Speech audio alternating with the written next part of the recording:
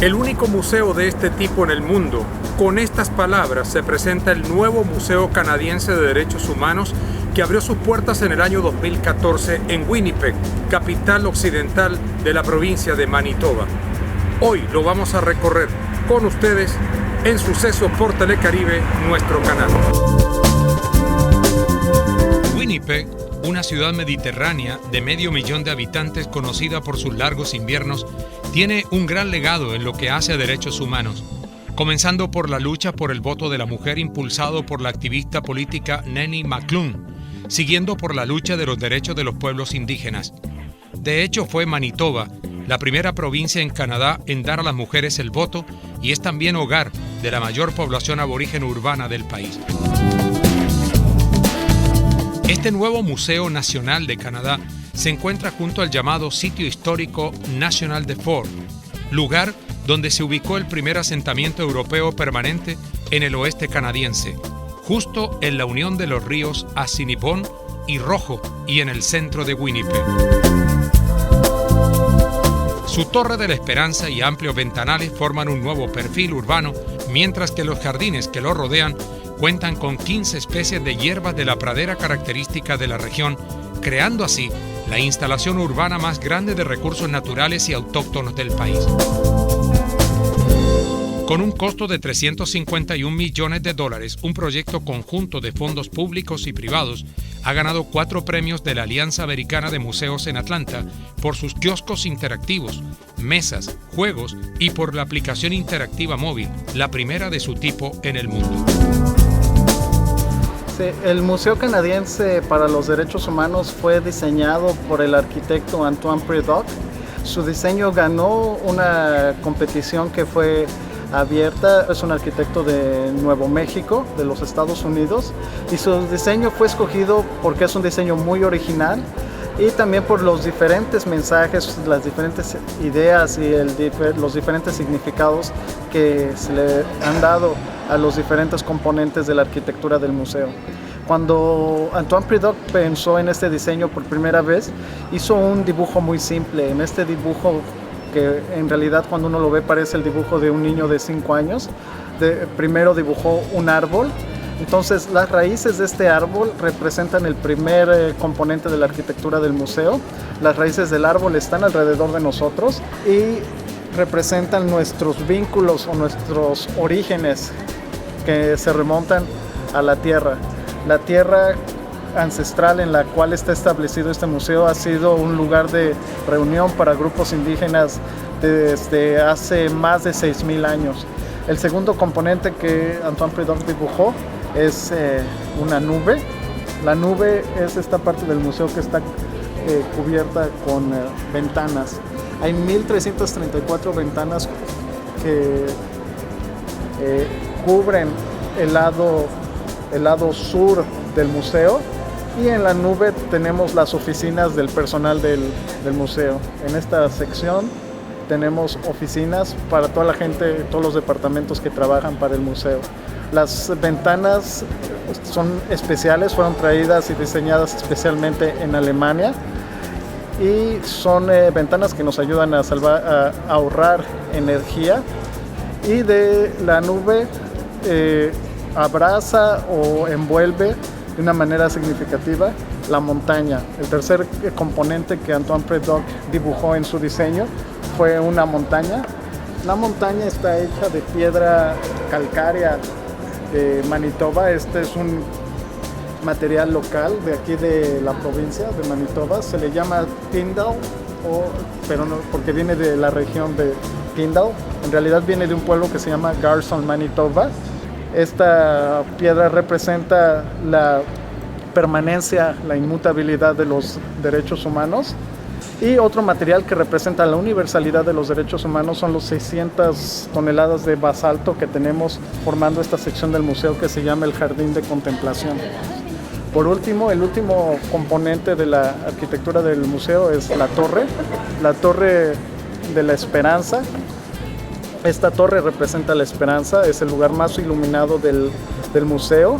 Comenzamos en los niveles inferiores que representan la oscuridad, las tinieblas, la soledad. exploramos la historia de los derechos humanos, que en determinados momentos representan eso, obscuridad, tinieblas, pero buscamos una perspectiva positiva para el futuro. No estudiamos la historia de los derechos humanos para deprimirnos, sino para aprender de nuestros errores y dar una perspectiva más positiva al futuro.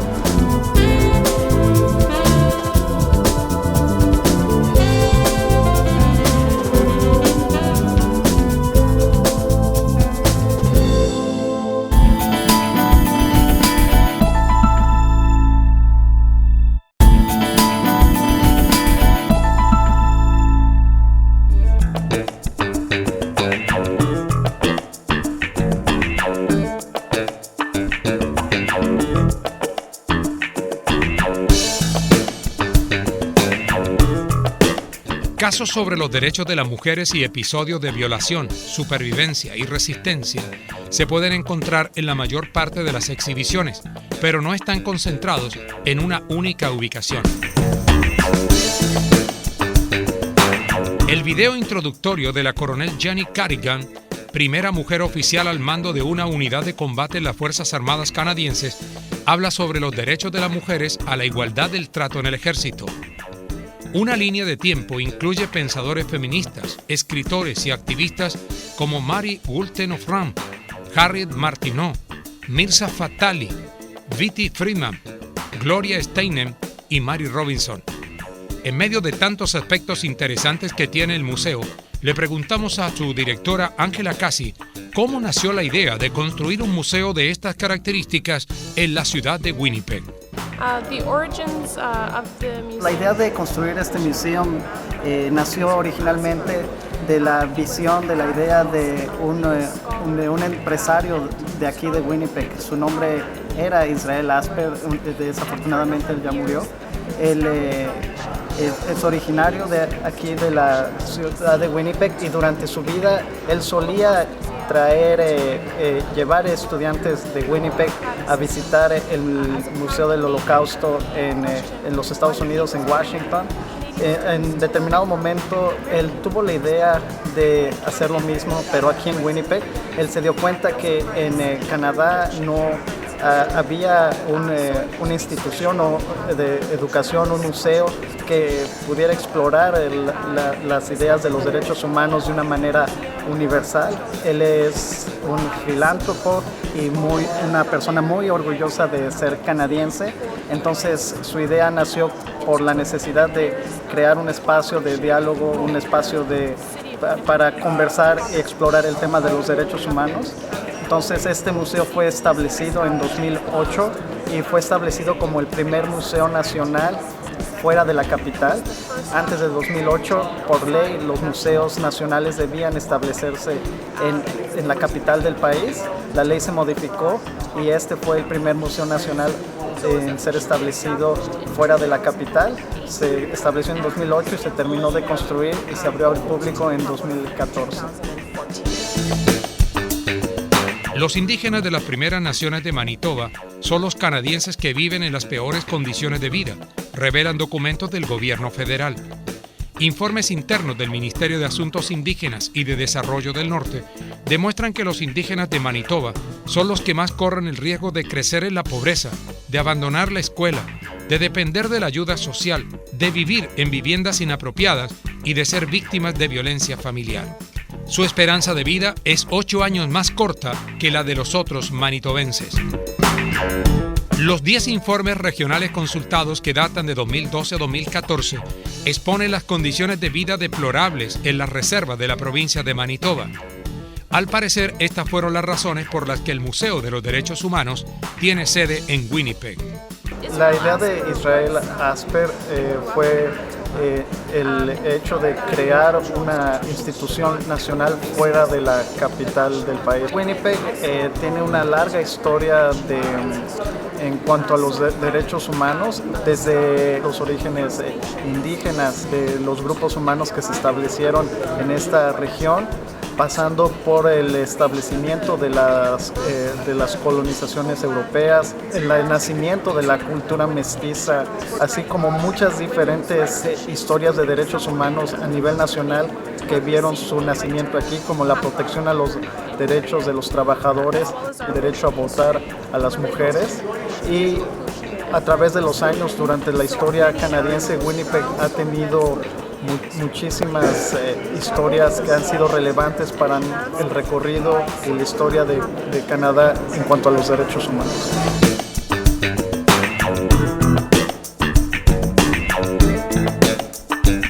Mientras que a nivel nacional 25% de los niños indígenas de Canadá viven en la pobreza, en Manitoba es 62% de los niños que viven bajo el umbral de la pobreza.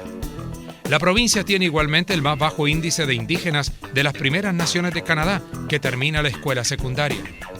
La tasa de beneficiarios de la ayuda social es también una de las más elevadas de Canadá y en algunas comunidades 80% de la población depende de esta ayuda. Winnipeg no solo es la capital de la provincia de Manitoba, también es la capital del conflicto canadiense con sus nativos. Hay que explorar y estudiar la historia de esta relación histórica que se tiene entre pueblos indígenas y la corona británica. Aquí en Winnipeg nos encontramos en territorio del Tratado número 1. Los tratados entre la corona y los pueblos indígenas fue una manera en que esta relación evolucionó, y esta relación fue de reconocimiento de los derechos de los pueblos indígenas, como el derecho a cazar, el derecho a pescar, el derecho a tener acceso a la cultura, a la educación, a servicios médicos, y el derecho que se reconoció para ambas partes de compartir la tierra. Por otra parte, también explorar la historia de los pueblos indígenas y la relación que se tiene con la ciudad y con el gobierno de Canadá. Hay que puntualizar que Winnipeg cuenta con una población indígena bastante larga. Esto representa también que en Winnipeg, como en el resto de Canadá, han existido violaciones sistemáticas a los derechos humanos de los pueblos indígenas, pero es también de puntualizar que esta relación en tiempos modernos se está buscando renovar, se está buscando resarcir. Hay un proceso de reconciliación que está en movimiento. Winnipeg es sede de la Comisión de Verdad y Reconciliación. Entonces sí, han existido violaciones a los derechos humanos y hay muchos desafíos, pero estos desafíos se están buscando resarcir, y hay mucho liderazgo indígena que buscan crear y renovar esta relación entre Canadá y los pueblos indígenas. Ahora,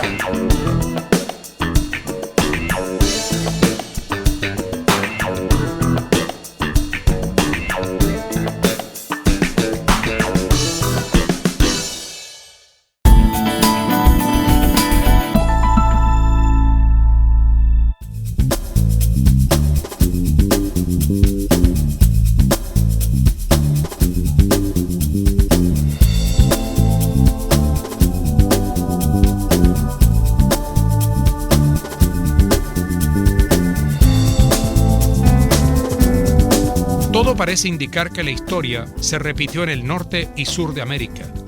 Las historias que se cuentan son las mismas: deplorables condiciones para los indígenas frente a los colonizadores, y luego el enfrentamiento con terratenientes que los quieren despojar de sus propiedades ancestrales. El contenido específico que se tiene en el museo se tiene en una galería que se llama Examinar el Holocausto.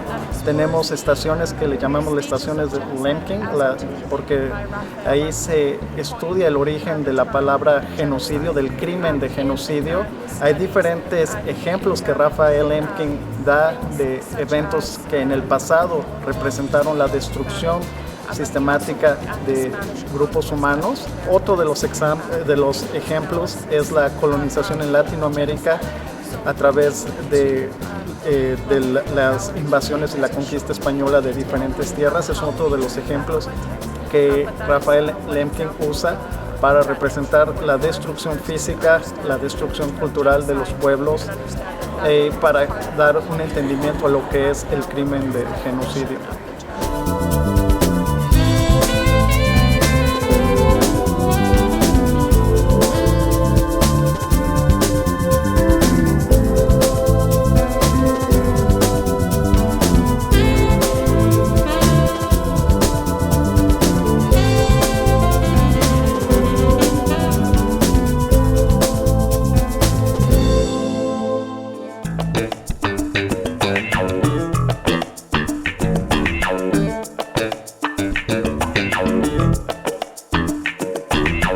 El silencio, que es confrontar nuestro actual y nuestra historia y romper el secreto, la secrecía con el que se manejó y se permitió que esos crímenes llegaran a un nivel muy alto de ejecución. Para dar un enfoque particular a este proceso de paz que está pasando en Colombia, el museo adopta para esta y para muchos otros acontecimientos específicos en diferentes regiones una perspectiva amplia, universal, la perspectiva universal que da la Declaración Universal de los Derechos Humanos. La que habla de Colombia, habla del conflicto armado y del impacto que tuvo en los niños. Entonces nos dice que en 1996 una activista llamada Graciela Michel viajó a la ciudad de Apartadó.